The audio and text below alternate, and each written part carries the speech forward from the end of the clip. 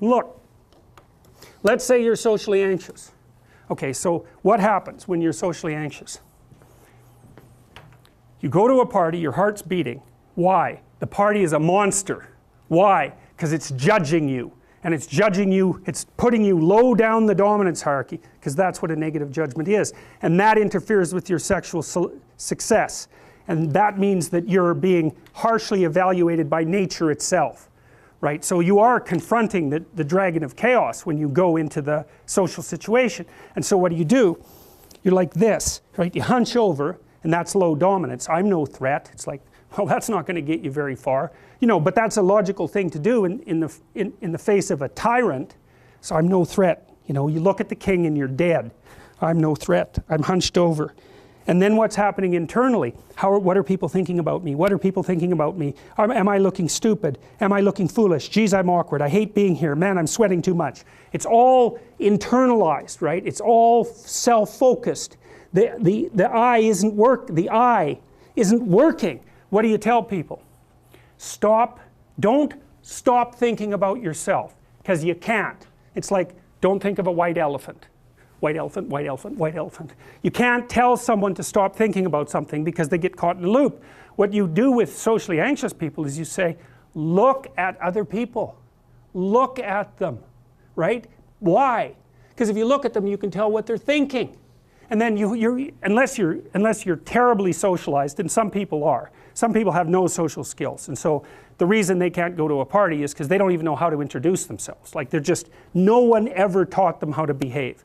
And so they're really good candidates for behavior therapy, because you walk them through the process of how you actually manifest the procedures that are associated with social acceptability.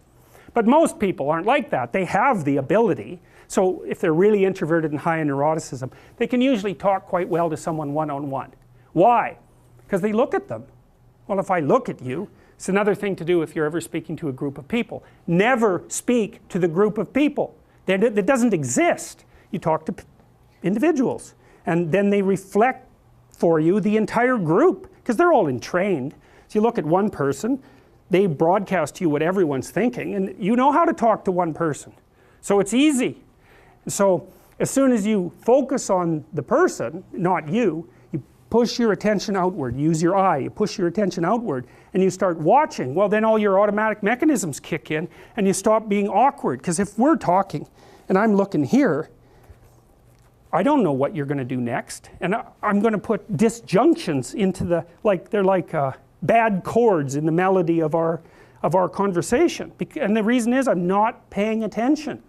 So that's why the eye is the thing at the top of the pyramid. It's like the thing that enables you to win the set of all possible dominance hierarchies is the eye. Pay attention. Pay attention. That's the critical issue. That's why the Egyptians worshipped Horus. That's why Horus was the thing that rescued Osiris from the depths. It's the capacity to pay attention. What do you pay attention to most? What your right hemisphere signals as anomalous. It attracts your attention. It's like, this isn't going quite right. I'm not looking at that. Wrong. That's what you look at. That's what you look at. What's not going right. Because that's the terrible monster that might eat you, but it's also the place you get all the information. So that's why it's useful to have discussions with your enemies, because they will tell you things you do not know. And that's such a great thing, because if you don't know them, well, you're not very smart, are you? You know, there may be a time when you go somewhere that's the thing you need to know. And maybe your enemy will tell you why you're such a fool, you know, and a bunch of other things that aren't true too. But even one thing that's accurate, it's like, yeah, thanks very much, man, maybe I'll do some work on that, and I won't have to carry that forward.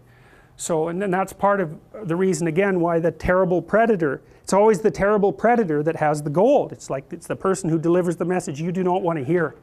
So it's rough, but it doesn't matter. Life is rough.